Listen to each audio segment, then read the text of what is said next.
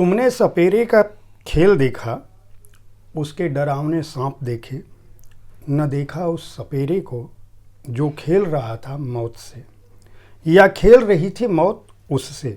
देखा तुमने कठपुतली वाले का खेल, देखी उसकी सुंदर कठपुतलियाँ, देखा नहीं कठपुतली वाले को। अद्वितीय थी तन्मयता जिसकी, सब कुछ सधा था सटीक उंगलियों में। यह कविता है संजय अलंग जी की। काव्य संकलन है 100। यह साहित्य तक है। मैं हूं जयप्रकाश पांडे। कार्यक्रम है बातें मुलाकातें, और आज अतिथि के रूप में ऐसी ही अनगिनत रचनाओं के रचनाकार डॉक्टर संजय अलंग जी हमारे साथ मौजूद हैं। आपका बहुत बहुत स्वागत है स्टूडियो। नमस्कार, धन्यवाद। मैं अपने दर्शकों को बता दूं कि संजय अलंग जी छत्तीसगढ़ में भारतीय प्रशासनिक सेवा के अधिकारी के तौर पर बड़े पद पर हैं, लेकिन आपकी पहचान बतौर साहित्यकार, बतौर कवि, बतौर संवेदनशील सृजनकर्ता प्रशासनिक दायित्वों से कहीं अधिक है। आपका जन्म 8 जुलाई 1964 को भिलाई में हुआ। आपने स्नातकोत्तर और पीएचडी की उपाधि हासिल की। देश भर की तमाम पत्र पत्रिकाओं में लिखते हैं। ढेर सारी पुस्तकें आ चुकी हैं, कई काव्य संकलन आ चुके हैं। छत्तीसगढ़ पर, वहाँ के इतिहास, संस्कृति पर आपका काम बहुत ही महत्वपूर्ण रहा है। छत्तीसगढ़ एक तरह से आप में बसता है। मैं कहूँ कि संजय अलंग जी में बसता है या संजय अलंग जी छत्तीसगढ़ में बसते हैं, ये समझना बहुत मुश्किल है, खासकर इनकी रचनाओं को देखकर, इनके शोध को देखकर, वहाँ के इतिहास और संस्कृति पर आपके काम को देखकर। जहाँ तक काव्य संकलनों की बात है, 100 का मैंने उल्लेख किया। नदी उस तरह सुंदर थी जैसे कोई बाघ, पगडंडी छिप गई थी छत्तीसगढ़ पर आपकी एकाग्र कविताएं। इन पर हम विस्तार से बात करेंगे, लेकिन अलंग जी, सबसे पहले मेरा सवाल यह है कि हम अपने दर्शकों को ये बताना चाहते हैं कि आपका बचपन, आपका परिवेश, आपकी पारिवारिक पृष्ठभूमि क्या थी जिसने आपको सृजन की तरफ उन्मुख किया। सृजन और प्रशासन, मतलब काव्य और प्रशासन काफ़ी अलग अलग धाराएं हैं, तो आप की किस तरह से पृष्ठभूमि थी कि आप इन दोनों की तरफ उन्मुख? देखिए, जहाँ तक जैविक पृष्ठभूमि का प्रश्न है, तो मेरे पिताजी तो विभाजन के पूर्व पेशावर में थे और उसके बाद वो इधर आए, और मेरी माताजी लुधियाने से थीं, तो मूलतः मेरी मातृभाषा तो पंजाबी हुई। और उसके बाद उन दोनों की पदस्थापना छत्तीसगढ़ के कोरिया करके एक जगह है जहाँ पे बैकुंठपुर उसका मुख्यालय है, तो बैकुंठपुर नामक कस्बे में हुई। और वो कस्बा कस्बी संस्कृति से ओतप्रोत था, काफ़ी सुलझे हुए अच्छे लोग थे, तो अच्छे लोगों के साथ के कारण, और मेरे माता पिता दोनों क्योंकि शिक्षा के क्षेत्र में दखल रखते थे, तो उस वातावरण के कारण मुझे थोड़ा पढ़ने का शौक़ उत्पन्न हुआ। और फिर जब मैं आपका कहना है कि दोनों अलग क्षेत्र हैं, जबकि मेरा ये मानना है कि ऐसा नहीं है। आप संवेदनशील होंगे तो अच्छे प्रशासक होंगे, और संवेदनशील होंगे तो आप एक अच्छे कवि भी हो सकते हैं। वाह, क्या बात है। तो मैं इसको बहुत अलग करके नहीं देखता हूँ। और जैसे मेरी कविताओं का भी सबसे बड़ा प्रेरणा स्रोत जनता ही है। सबके लिए कुछ ना कुछ प्रेरणा स्रोत होता है, तो मैं जितना जनता से मुखातिब होता हूँ उतना अपने आप को समृद्ध पाता हूँ। तो कविताओं में भी वो समृद्धता अगर आती है तो वो जनता के ही थ्रू आती है। और जनता ज़मीन के लिए सोचने में तो मैं नहीं समझता कि कोई दोनों अलग ध्रुव पे या अलग लाइन पे चलते हैं, दोनों एक साथ चलते हैं। और जहाँ तक शिक्षा का प्रश्न है, जो वैचारिक पृष्ठभूमि की बात आप करते हैं, तो इतिहास मेरा प्रिय विषय रहा है, तो उसमें रिसर्च भी हैं मेरे। और इतिहास पे जब भी मैं काम करता हूँ तो मुझे लगता है कि इतिहास को आप पाएंगे कि लगभग सभी रचनाकारों ने, चाहे वो कला की रचना हो, पेंटिंग की हो, कविता की हो, नृत्य की हो, तो कहीं ना कहीं इतिहास परिलक्षित होता है। कई बार वो मिथकों के रूप में भी परिलक्षित होता है और कई बार कविता में प्रत्यक्ष रूप से परिलक्षित होता है। और वरिष्ठ कवियों ने भी, चाहे आप किसी का भी नाम लें, इतिहास कहीं ना कहीं उत्प्रेरण में आ ही जाता है। आपने बैकुंठपुर का जिक्र किया, पिता माता जी की पृष्ठभूमि के बारे में बताया। बचपन आपका किस तरह से गढ़ा था, मैं ये जानना चाहता हूँ कि साहित्य, मतलब आपको ये कब लगा कि मैं कविताएं लिख सकता हूँ या मैं इतिहासोन्मुख हूँ? क्योंकि माता पिताजी तो चलिए वो उनका वो आगे बैकुंठपुर में आपने पढ़ाई शुरू की, जो कस्बा बता रहे हैं तो छत्तीसगढ़ के बारे में। अच्छी बात है। साहित्य के प्रति रुझान संयोग से रामानुज क्लब करके एक संस्था थी बैकुंठपुर में जी। तो वहाँ पे विश्व साहित्य की लाइब्रेरी इंट्रोड्यूस हुई जी। और उसमें विश्व का पूरा साहित्य लाया गया, जितने भी चार्ल्स डिकेंस से लेके शेक्सपियर या जो कुछ भी, जिस भी भाषा के जो भी उच्च साहित्यकार थे, सब वहाँ आए। तो उसको बड़े रुचिपूर्ण ढंग से बाल साहित्य के रूप में प्रदर्शित किया गया था। वो पहला अट्रैक्शन था जिससे कि मैं उसकी तरफ आकृष्ट हुआ। फिर मुझे अन्य किताबों की तरफ जब ध्यान गया तो संयोग से मेरी माताजी के पास स्कूल की लाइब्रेरी का चार्ज था। उसने तो कमाल कर दिया। मैंने लगभग, मतलब मेरी रुचि इतनी बढ़ी कि मैंने उस लाइब्रेरी को कभी भी आदि से अंत तक तो पढ़ पाना लगभग मुश्किल सा है। आप पूरी ज़िंदगी में रोज़ 18 घंटे पढ़ें तो भी शायद कोई लाइब्रेरी ख़त्म हो। पर मैंने भरसक उसका उपयोग किया और सभी तरह की पुस्तकें पढ़ी। सभी तरह का आशय से मेरा मतलब शाब्दिक सभी तरह से है। और उसके बाद मैंने डिसाइड किया कि कौन सी अच्छी है और कौन सी बुरी। किसी के कहने पे डिसाइड नहीं किया कि ये अच्छी है या बुरी। तो उम्र क्या थी जब आपका ये लगाव? क्योंकि ठीक है, बचपन से आपने जो आपने बताया लाइब्रेरी स्कूल की माताजी अगर देख रही थी तो निश्चित रूप से आप किताबों के बीच ही पले बढ़ा। लेकिन कॉलेज और स्कूल, पहली रचना आपकी कब आई थी और वो कौन सी रचना थी? मतलब आपने पहले लेख लिखा, पहले इतिहास लिखा? क्योंकि मैं ये विद्यालयी शिक्षा से इतर मेरा सवाल है, जो सृजनात्मक है। आपको कब ये लगा कि मैं ये जो चीज़ें पढ़ रहा हूँ, मेरे अंदर ये विचार प्रस्फुटित हो रहा है और मुझे इसको लोगों के सामने ले जाना चाहिए? और उसको लिख के आपने किसको दिखाया या छपने को भेजा या केवल लिख के लंबे समय तक पढ़ा रहा? उसकी क्या स्थितियाँ थी? देखिए, कई रचनाएं तो लंबे समय तक पड़ी रहीं, परंतु कुछ एक रचनाएं मैंने रिपोर्टाज के रूप में और शोध के रूप में और आलेखों के रूप में लिख के लोगों को देना शुरू किया। तो उसमें जब वो धीरे धीरे कुछ एक छपने लग गई, विशेषकर देशबंधु रायपुर में, तो ईसाई मिशनरीज पे मैंने एक शोध किया जो आंतरिक रूप से प्रचलित में था, लेखक मित्रों के हाथ से आ जा रहा था। तो वो कमलेश्वर जी के पास पहुंचा। तब वे गंगा में काम करते थे जी। तब उन्होंने एक पोस्ट कार्ड मुझे डाला कि ये लेख मुझे पूरा भेजो। तो मैं समझता हूँ कि जो एक ब्रेक थ्रू मिला वहाँ से मिला ये लेख लिखने का। और दूसरा, जब मैं नौकरी में आ गया तो काफ़ी दिनों तक लेखन को अपने पास संग्रहित भले करता रहा, पर बाद में जब मुझे क्या कहते हैं, प्रगतिशील लेखक संघ की एक पत्रिका थी वसुधा, तो उसमें भेजा और छपना शुरू किया, तो वहाँ से शुरू हुआ। मैं ये जानना चाहता हूँ कि आपका काम अगर हम देखें, मतलब मैं अगर अभी मुझे तय करना हो कि डॉक्टर संजय अलंग को मैं किस रूप में देखता हूँ, तो मैं आपके अपने जीवन को 3 हिस्सों में बांटूंगा। एक, डॉक्टर संजय अलंग जो प्रशासनिक अफसर हैं। दूसरे, जिन्होंने इतिहास और संस्कृति पर, खासकर छत्तीसगढ़ के इतिहास और संस्कृति पर, मैंने अपने परिचय में भी, जब आपका परिचय दे रहा था, अपने दर्शकों को बताया था कि मुझे अगर देखना हो तो मैं छत्तीसगढ़ और डॉक्टर अलंग को अलग अलग करके नहीं देखूंगा। मैं दोनों एक दूसरे में मिश्रित हैं, क्योंकि आपका काम छत्तीसगढ़ पर इतना बड़ा है। और बतौर कवि, जो तीसरा पार्ट है, बतौर कवि भी आपकी अपनी एक स्थापना है और आपकी कविताएं इतनी अच्छी हैं।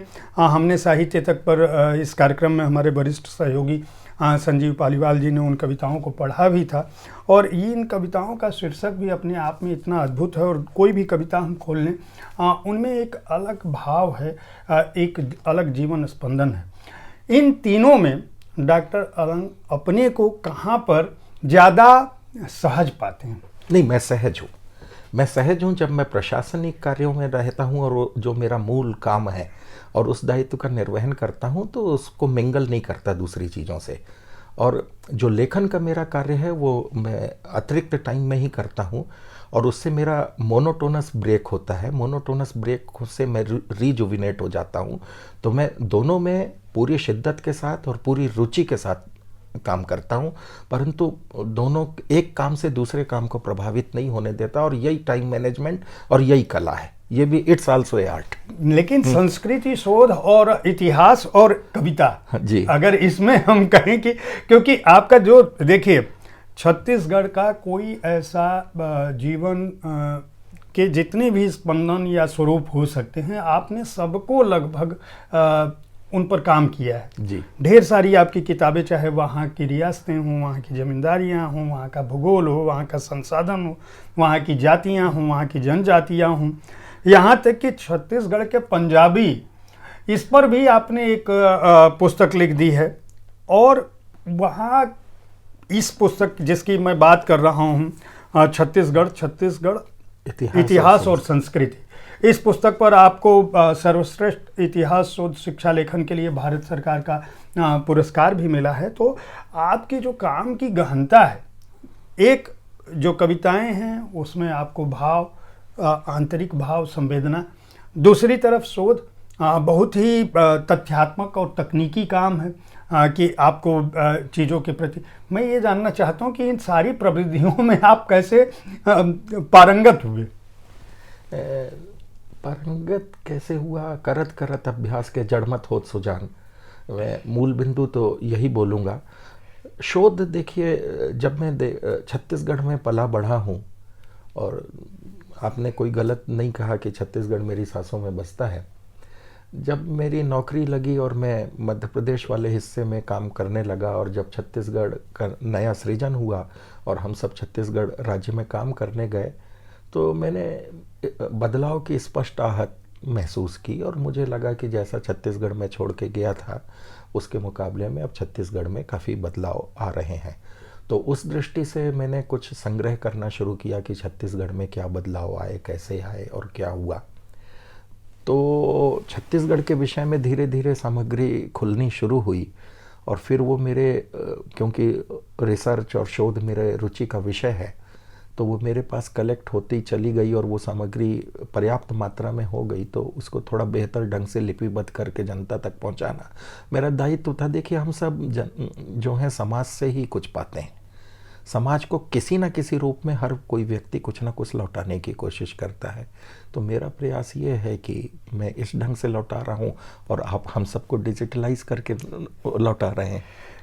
एक सवाल मेरा, चूँकि आपकी पुस्तकों में जब हम जाते हैं, पुरस्कारों की तो बात नहीं करूँगा, कुछ काम आपके ऐसे हैं जो बहुत समाज सेवा से जुड़े हुए हैं। मतलब प्रशासनिक दायित्वों के अलावा भी आपने निःशक्त जनों के उत्थान और विकास के लिए भी आपको पुरस्कृत बहुत बार किया गया है। आप एक साथ इतनी प्रविधियां जो हैं, मतलब समाज का जो आखिरी वर्ग है उसके लिए आप लिखते भी हैं। आपकी कविताओं में जंगल, जीवन, वहाँ के प्राणी, मतलब बाकायदा जंगल के पक्षी, पशु, इन पर भी आपने लगातार लिखा है, उनको भी बचाने की कोशिश की। इसके अलावा जो आदिवासी जनजीवन है, जनजातियाँ हैं, उनको भी बचाने की बात की है, उन पर भी काम किया है, उन पर भी लिखा है। अब उनके बाद आपके दिमाग में ये कि भाई ये जो निःशक्त जन है इन पर भी काम होना चाहिए। ये इतना सारा काम, मतलब जो है प्रशासनिक दायित्वों के साथ साथ, कविताओं के साथ साथ, उन पर आप सक्रिय रूप से काम करने के लिए क्यों सोचा, और उसमें आपका सहयोगी कौन था? देखिए, ये तो टीम वर्क होता है। सहयोगी तो पूरे लोग होते हैं। भले ताज आपके सिर पे आ जाए, पर बिना टीम वर्क के इस तरह के काम होते भी नहीं हैं, और बहुत मुश्किल होते हैं। जब किसी भी समाज को हम साथ लेके आगे बढ़ने की बात करते हैं, तो ये बहुत आवश्यक हो जाता है कि जो सब लोग साथ चलें, एक गति से चलें।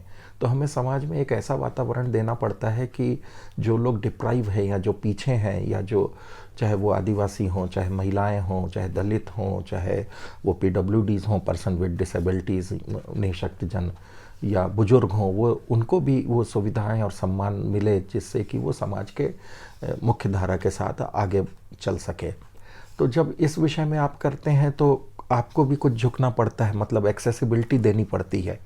तो वह वातावरण निर्माण करना पड़ता है कि एक्सेसिबल टू ऑल हो, एवरीथिंग, हर चीज़ वहाँ तक, मतलब जहाँ पे उन एक्सेस नहीं कर पाते थे उस एक्सेसिबिलिटी को बढ़ाना और उनका अपने में इंक्लूज़न करना, समायोजन करना। ये तो ये मूल बिंदु हैं जिनके आधार पे हमने काम करना शुरू किया कि accessibility to geriatric people and PWD peoples, और उनका समाज में, सेवा में और सूचनाओं में समायोजन।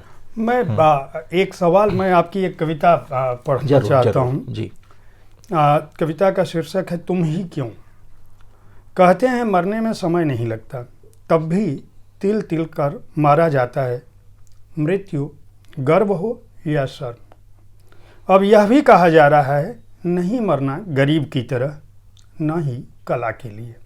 हड्डियों के बाकी रहते उसमें भी कतरब्यों तो होगी ही, आत्मा भी वितरित की जाएगी, उसमें तुम्हारी तस्वीर नहीं होगी, न ही तुम्हारी मिट्टी। हताश नहीं हो, साथ तब भी है राजा का, युद्ध का, गबन का, रोग का, तब भी प्रश्न उठ रहे हैं तुम ही क्यों।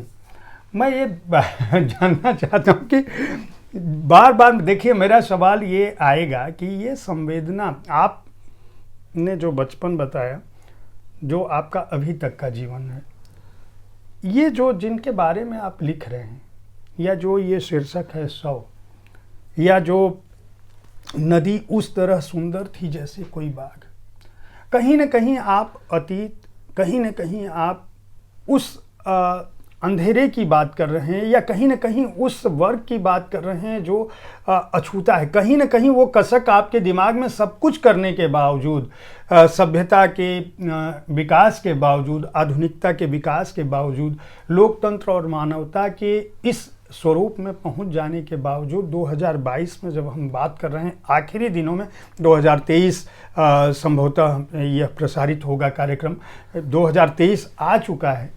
डॉक्टर अलंग को कौन सी चीज़ है जो वो बार बार उनको पिंच करती है और उनकी कविताओं में बार बार आ रही है? देखिए, दो बातें हैं उसमें। सर्वप्रथम तो अब 23 का जिक्र आया है तो नववर्ष की आप सबको शुभकामनाओं के साथ ही ये बात शुरू करते हैं कि पहला बिंदु तो ये है कि जो भी आपका काम हो उससे समाज का भला होना चाहिए। अंतिम तथ्य तो यह ही है। मतलब आप रचनात्मक कार्य दो तरीके से कर सकते हैं, एक तो भलाई के साथ, दूसरा डिस्ट्रैक्शन के साथ, विध्वंस के साथ। तो बेहतर विकल्प ये होता है कि रचना आगे बढ़े और कलाकार, चाहे वो नाट्य कलाकार हो, चाहे वो डांस का कलाकार हो, चाहे वो पेंटिंग का कलाकार हो या लेखन का कलाकार हो, कला का आप जब भी आप पाएंगे तो वो दो चीज़ों की तरफ बहुत ध्यान देता है। नंबर एक बात ये कि वो वर्तमान व्यवस्था में कुछ सुधार करना चाहता है, आगे बढ़ना चाहता है। वो देखना चाहता है कि इस व्यवस्था में कुछ और सुधार हो, इससे बेहतर हो। गालिब ने तो एक लाइन में ही इसको कहा है कि यूं होता तो क्या होता, और अच्छा होता के लिए ही है वो। तो हमेशा व्यवस्था के बदलाव के लिए तो कोई भी कलाकार प्रयत्नशील रहता है। तो व्यवस्था में बदलाव जब वो चाहता है और रचनात्मक है तो निसंदेह उन्हीं लोगों को इंगित करेगा जहाँ पे कुछ खामियां होंगी, जहाँ पे लोगों का शोषण होगा, जहाँ पे लोग दब रहे होंगे, जहाँ सुधार की गुंजाइश होगी। और प्रशासन भी यही चाहता है और कविता भी यही चाहती है। काव्य सृजन के लिए, शोध के लिए तो चलिए मुझे समझ में आता है कि शोध के लिए आप किताबें देखते होंगे, आपके पास प्रचुर मात्रा में तमाम सामग्रियां उपलब्ध थी, इतिहास आपका प्रिय विषय था, किताबों की आपके पास कोई कमी नहीं थी। कविता के लिए तो भाव कभी भी आ जाते होंगे। हाँ जी। और वो कब पैदा होते हैं? क्या आप इसके लिए कुछ योजना बनाते हैं? कविताओं का सृजन कैसे करते हैं? मतलब किन स्थितियों में कब लिख लेते हैं? या अभी जैसे हम बात कर रहे हैं, हमारी बात खत्म हुई और आपको कोई कविता याद आ गई, आप उसको, मैं एक आपका जो काव्य लेखन की जो प्रक्रिया है, काव्य सृजन की प्रक्रिया है, देखिए, काव्य सृजन पे जब मैं काम करता हूँ तो निसंदेह पहले जब कोई विचार आता है तो उसको मैं नोट डाउन कर लेता हूँ। वो जहाँ कहीं भी होता हूँ तो एक डायरी और पेन या जो भी डिजिटल माध्यम रहता है उसमें उस थॉट को नोट कर लेता हूँ। फिर उसके बाद उसको जब कविता के रूप में ढालता हूँ तो ढाल लेने के बाद जो प्रथम लेखन रहता है उस लेखन को रख देता हूँ, क्योंकि जब वैचारिक रूप से आप उस बिंदु पे उद्वेलित होते हो तब तो वो कविता आपको बहुत ज़्यादा अच्छी लगने लगती है। तो जब वो उस विचार का उद्वेलन मेरे जहन से समाप्त हो जाता है 5-7 दिन बाद, हफ्ते भर बाद, तो दोबारा उस कविता को पढ़ता हूँ कि अब भी वो कविता पढ़ने लायक शेष है भी कि नहीं।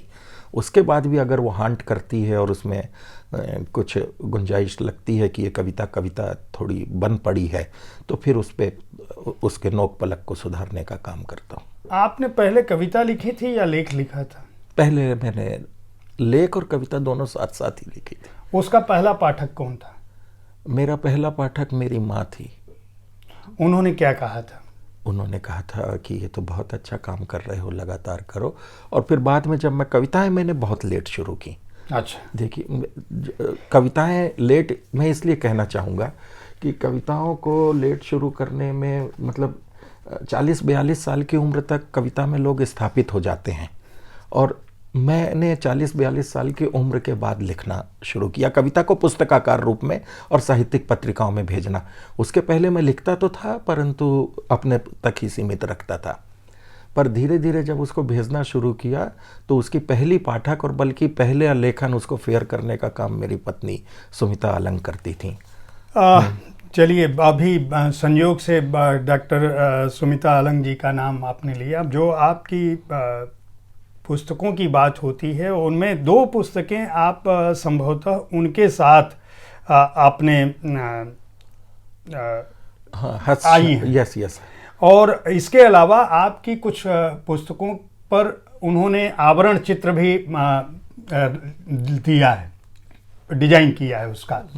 मैं जानना चाहूँगा कि डॉक्टर सुमिता अलंग का जो काम है, हालांकि मैं उनसे भी अभी बात करूँगा इसी कार्यक्रम में, यह एक संयोग की बात है कि वह हमारे साथ मौजूद हैं स्टूडियो में। मैं इसलिए ये सवाल, उनकी जो रुचि है आपको लेके, या वो किस तरह से आपकी कविताओं पे सृजन करती रही, जो स्केच बनाती रही, और उस समय उनकी क्या भावनाएँ थी, वो मैं उन्हीं से पूछ लेता हूँ।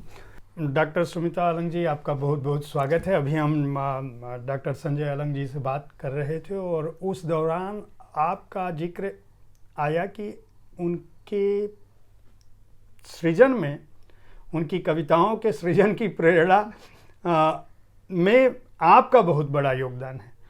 इसके अलावा बहुत सारे चित्र आपने बनाए हैं और उनके साथ भी आपकी 2 पुस्तकें आई हैं। आप लगातार रचनात्मक काम करती रही हैं। मैं जानना चाहूँगा कि ये जो चित्रकला के प्रति आपका प्रेम है जी, वह कैसे आया, और आप उनकी कविताओं पर जब उनके लिए जब चित्र बनाती हैं तो कुछ अलग से करती हैं, या अपने आप वो भाव आप सबके लिए जैसे बनाती हैं वैसे डॉक्टर अलंग के लिए भी बनाती हैं? जी, मेरा स्कूलिंग में ही मैंने अपना सब्जेक्ट ले लिया था फाइन आर्ट्स का। मेरा थीसिस भी उसी पर ही है, फाइन आर्ट्स पे ही। और बाकी कई पुस्तकों के लिए मैंने कवर पेजेस बनाए हैं, तो ये कुछ कवर पेजेस इनको अच्छे लगे तो इन्होंने अपनी बुक के लिए लिए हैं संजय ने। नहीं, मतलब उनकी कविताएं पढ़ के आप बनाती हैं, या आप वो अपने से चूज कर लेते हैं? क्योंकि घर में अगर देखिए, सृजनशील दंपति होने का ये लाभ है कि एक दूसरे से दोनों प्रेरणा ग्रहण करते हैं।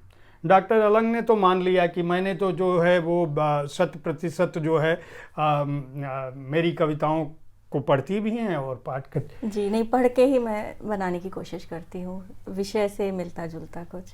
मैं आपसे एक सवाल पूछूं कि डॉक्टर अलंग तो प्रशासनिक जीवन में चले गए, आप भी चित्रकला में आपने डॉक्टरेट भी की उपाधि भी हासिल की है।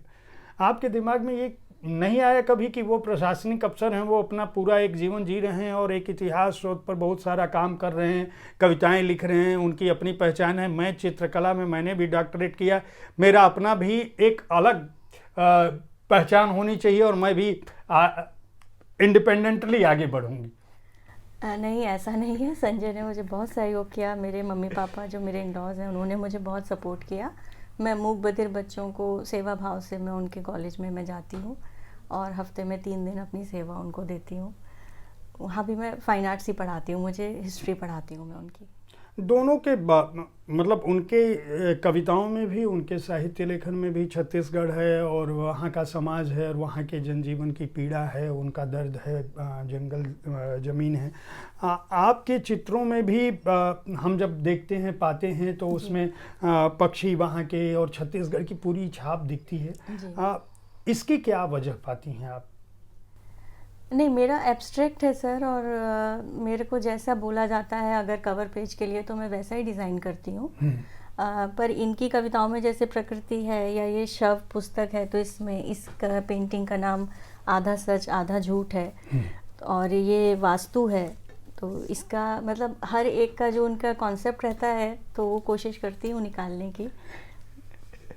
चलिए, बहुत बहुत अच्छा लगा। अभी आप कुछ अलग से मतलब समाज सेवा और पेंटिंग के अलावा भी कुछ कर रही हैं? नहीं, अभी तो यही चल रहा है। चलिए, बहुत बहुत धन्यवाद। धन्यवाद। आपसे मेरा सवाल ये है कि डॉक्टर अलंग को, सुमिता अलंग जी को आपने जोड़ा या उन्होंने आपको जोड़ा? उन्होंने मुझे जोड़ा। पेंटिंग्स, मेरी कविताएं तो बाद में आनी शुरू हुई, पेंटिंग उनकी पहले से मतलब बाज़ार में थी और प्रदर्शनियों में थी और छप रही थी। पेंटिंग वो लगातार कर रही थी और कविताओं के रूप में तो बाद में मैं आया।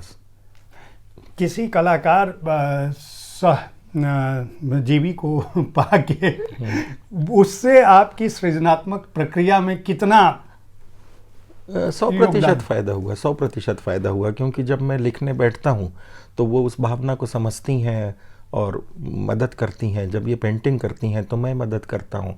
हम एक दूसरे के काम को उस समय डिस्टर्ब नहीं करते, क्योंकि वो मूड की बात है, दोनों चीज़ें। आपकी एक कविता है बीतता समय जी। हम लोगों ने चूँकि अभी 2023 और 2022 की बात कर रहे थे जी। इंतज़ार करते बैठे रहना धीरे धीरे बीतते दिसंबर में कि आएगा अब जनवरी, करने को कुछ नया, जो विषय उठाए, नई सुबह को जागृत करना मुश्किल हो रहा है, कर रहे हैं इंतज़ार समय के बीतने का। अब खोजने की ही तलाश है जो समय बीतने के साथ दूर होती जा रही है, नए के आने के इंतज़ार में समय बीत रहा है। जी। एक कविता मैंने और लिखी है, लाशों पे खड़ा इतिहास। जी। वो शायद क्या कहते हैं, मतलब मेरे माता पिता ने भी विभाजन के दौरान लाशें देखी, फिर मतलब विभिन्न आतंकवादी घटनाओं के कारण हमने छत्तीसगढ़ में भी बहुत सारी चीज़ें देखी, तो उस पे भी मतलब उसमें बहुत सारी चीज़ें हैं जो आप बार बार पूछ रहे हैं कि कहाँ से आती हैं चीज़ें, तो वो बात मैंने लाशों पे खड़ा इतिहास करके एक कविता है, उसमें कुछ लाइन रेखांकित करने की कोशिश की थी।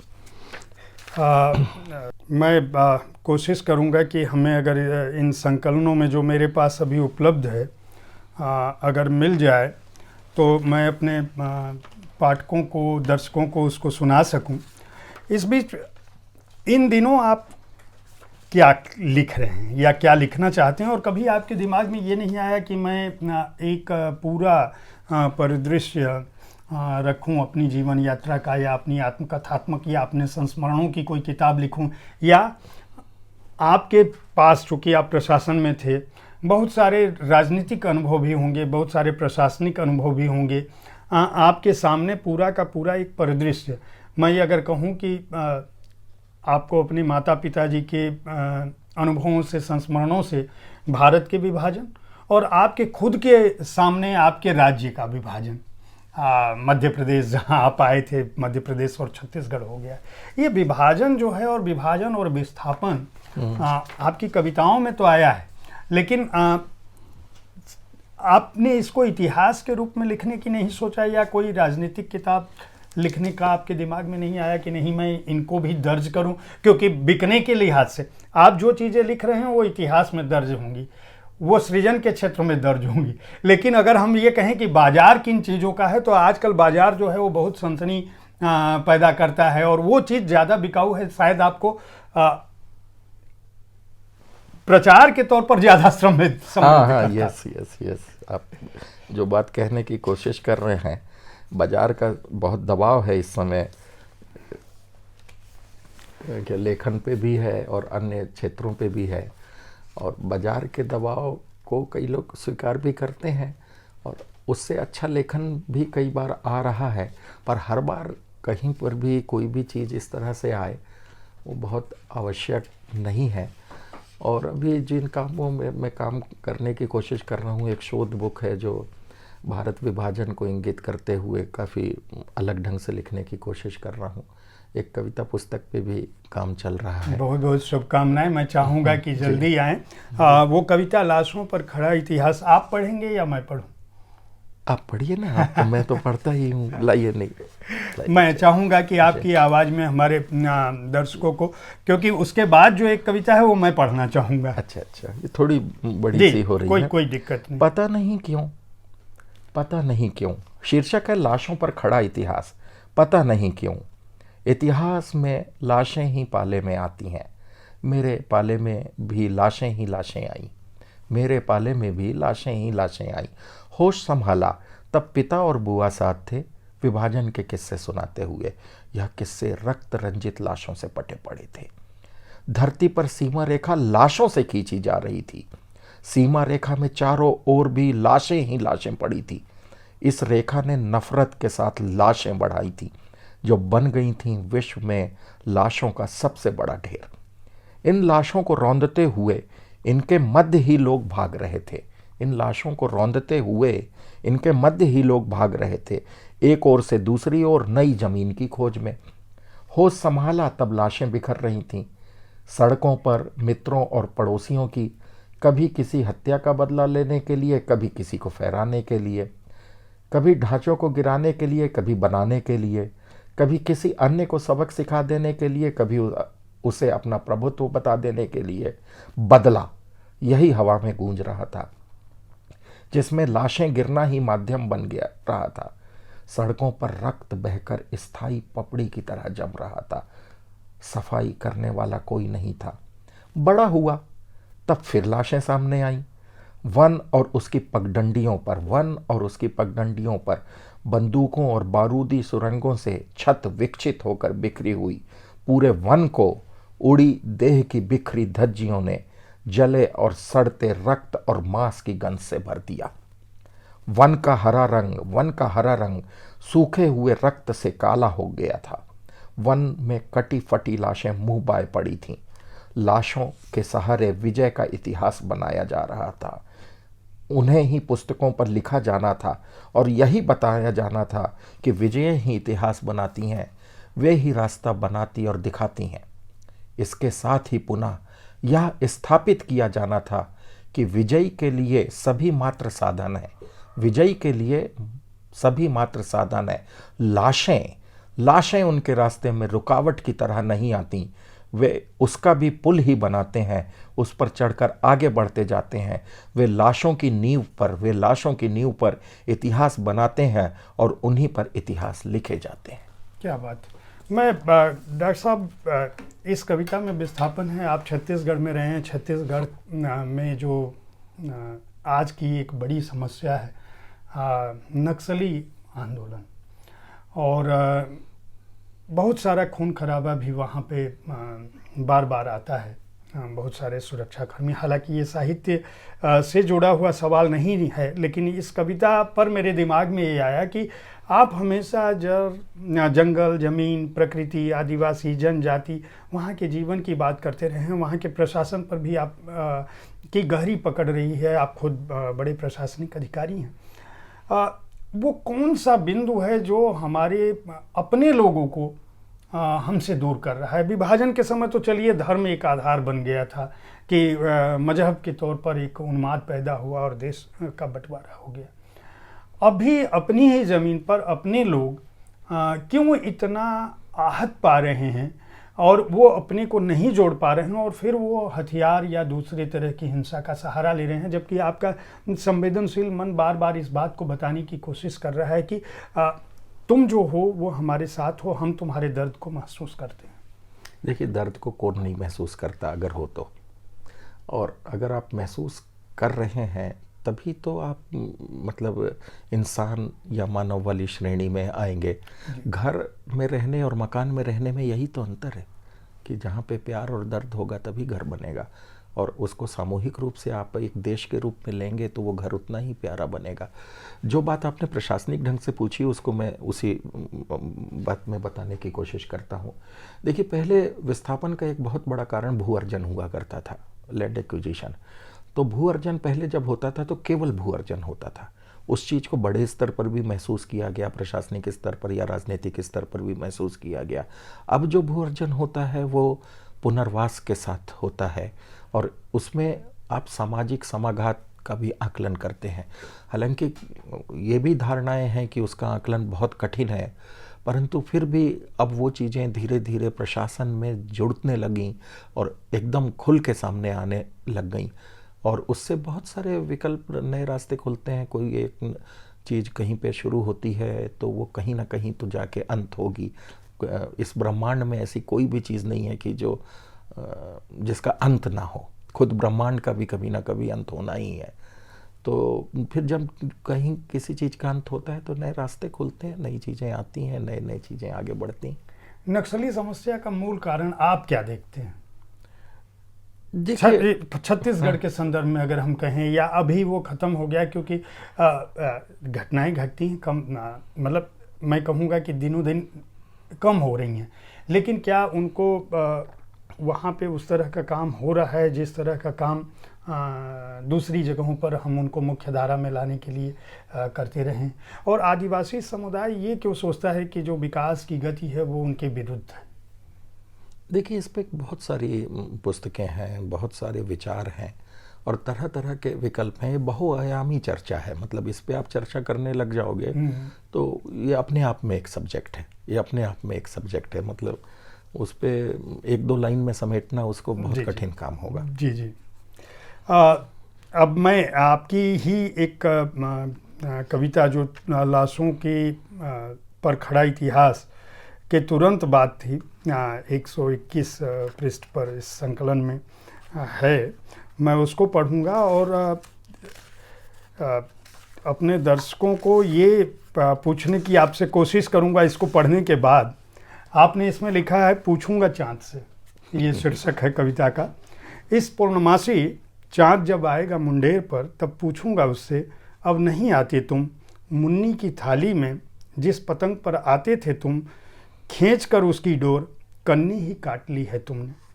खेलते नहीं तुम अब मुन्नी के साथ, न ही निहारते हो उस रकाबी को जिसमें खाती थी मुन्नी कभी दूध रोटी तो कभी दूध बतासा। अब तो तुम खरामा खरामा किनारे से कन्नी काट निकल ही जाते हो, जबकि अब तो भरी ही रहती है प्लेट मुन्नी की तरह तरह के कॉन्टिनेंटल व्यंजनों से, पर अब तुम झांकते नहीं प्लेट में। पूर्णमासी को अब की आए चांद मुंडेर पर तब पूछूंगा उससे। जरूर, बहुत अच्छे।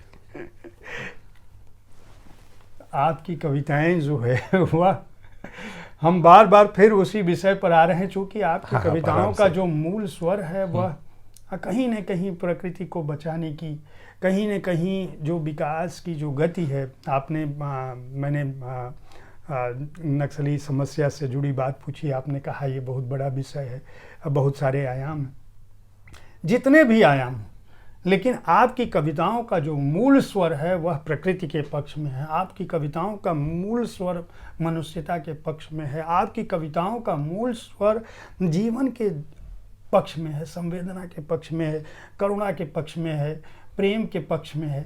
मैं ये जानना चाहता हूँ कि आज वर्तमान में हम जिस समय में जी रहे हैं, जीवन के ये उदात्त पक्ष धीरे धीरे क्यों कमज़ोर हो रहे हैं, और क्यों हर कवि को, यहाँ तक कि उस कवि को भी जो बहुत बड़ा प्रशासनिक अफसर है खुद में अभी, उसको भी अपने भावों को व्यक्त करने के लिए, अपनी संवेदना को व्यक्त करने के लिए इस तरह की भाषा, इस तरह की कविता, इस तरह के सृजन का प्रयोग करना पड़ रहा है कि कहीं से हमारी मनुष्यता बच जाए, कहीं से हमारी प्रकृति बच जाए, कहीं से हमारी पृथ्वी बच जाए।